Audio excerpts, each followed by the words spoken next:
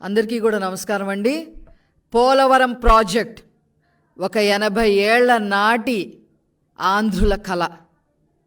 ఆ కళని సాకారం చేయటానికి నారా చంద్రబాబు నాయుడు గారు అహర్నిశలు కష్టపడ్డారనే విషయం రాష్ట్ర ప్రజలకే కాదు దేశ ప్రజలందరికీ కూడా బాగా తెలుసు.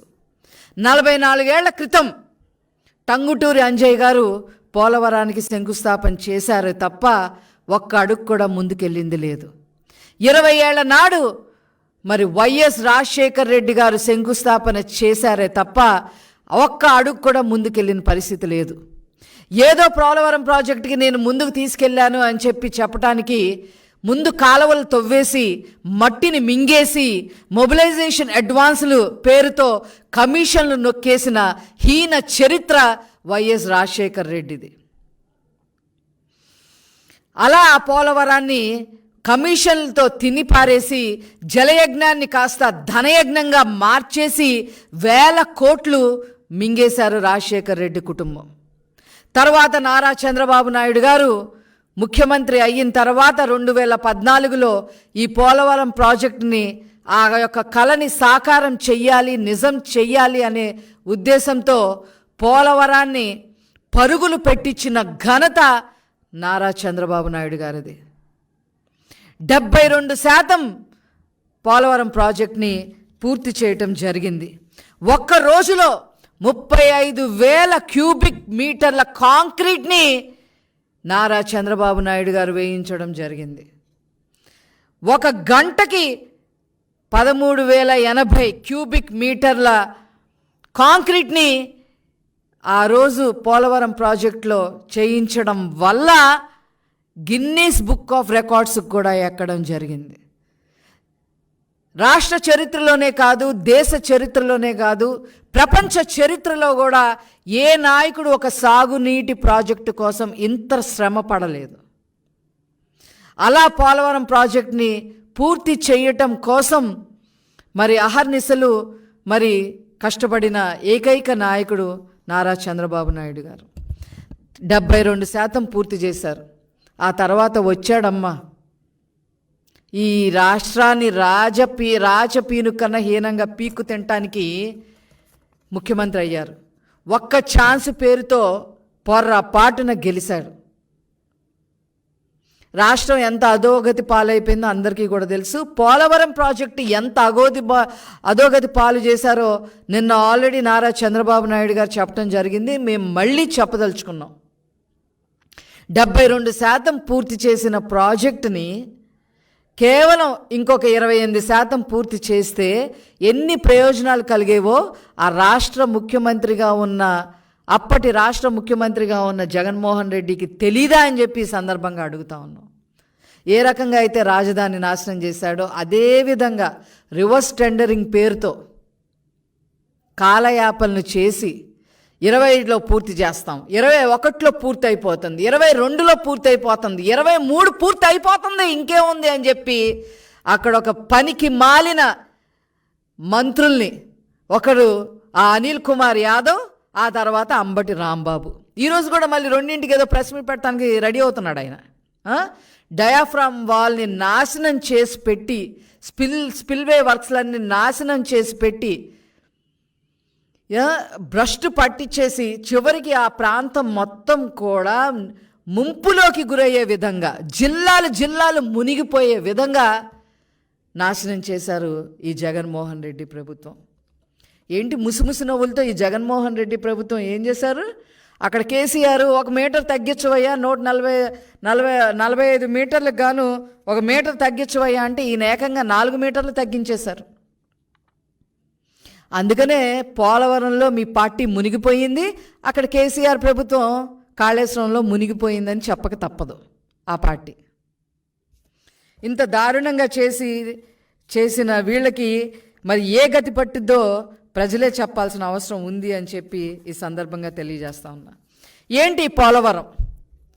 ఇంకా కొత్తగా వచ్చిన యూత్కి కానీ కొత్తగా వచ్చిన ఓటర్స్కి కానీ తెలియాల్సిన అవసరం ఉంది అని చెప్పి ఈరోజు తెలుగుదేశం పార్టీ తరఫున మేము భావించి ఈరోజు కొన్ని విషయాలు మేము ముందుకు తీసుకొస్తా ఉన్నాం.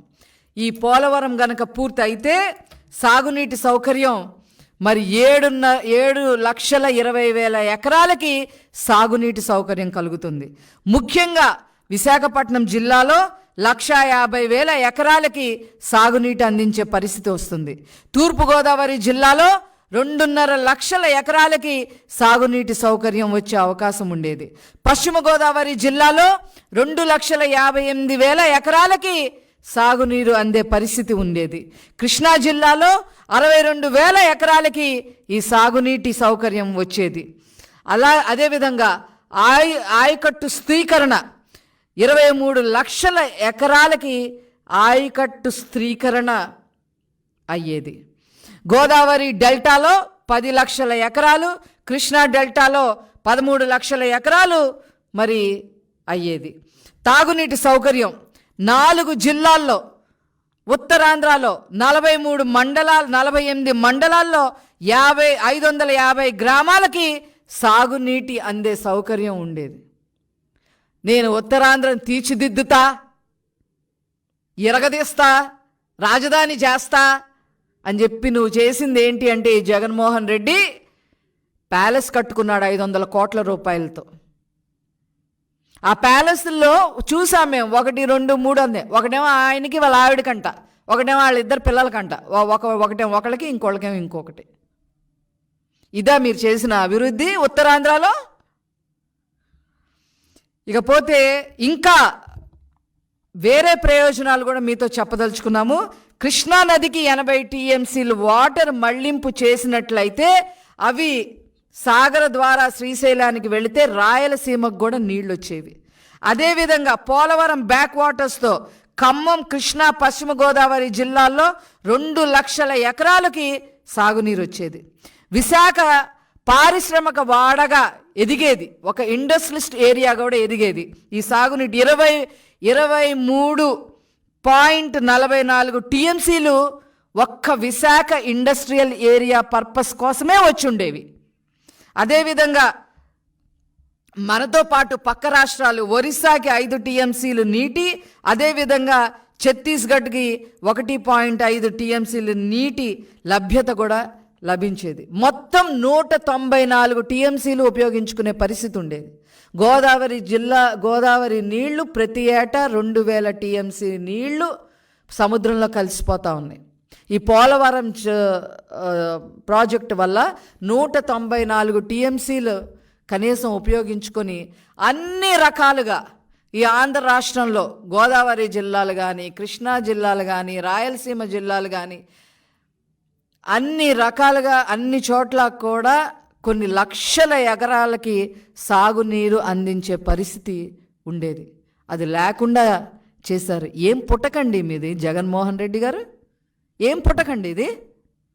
కనీసం చంద్రబాబు నాయుడు గారు 72% పూర్తి చేసిన తర్వాత వాదనలకి దిగకుండా దాన్ని ఎంతో కొంత ముందుకు తీసుకొని వెళ్ళుంటే ఎంత బాగుండేది. ఇవి చేసింది కాక చేసిన దాన్ని డ్యామేజ్ చేశారు. నారా చంద్రబాబు నాయుడు గారు ఏ పురోగతి అయితే చూపించారో పోలవరం ప్రాజెక్టులో దాన్ని డ్యామేజ్ చేసి పెట్టారు. ఖచ్చితంగా గోదావరమ్మ మీ సంగతి తేలుస్తుంది, తగిన మూల్యం మీరు చెల్లించుకుంటారు. ఇవి నారా చంద్రబాబు నాయుడు గారి వల్లే సాధ్యం అవుతుంది. పోలవరం ప్రాజెక్టు చేసి తీరతారు, వారేంటో మరొక్కసారి నిరూపిస్తారు అని చెప్పి ఈ సందర్భంగా నేను తెలియజేస్తూ నేను సెలవు తీసుకుంటున్నాను. Thank you.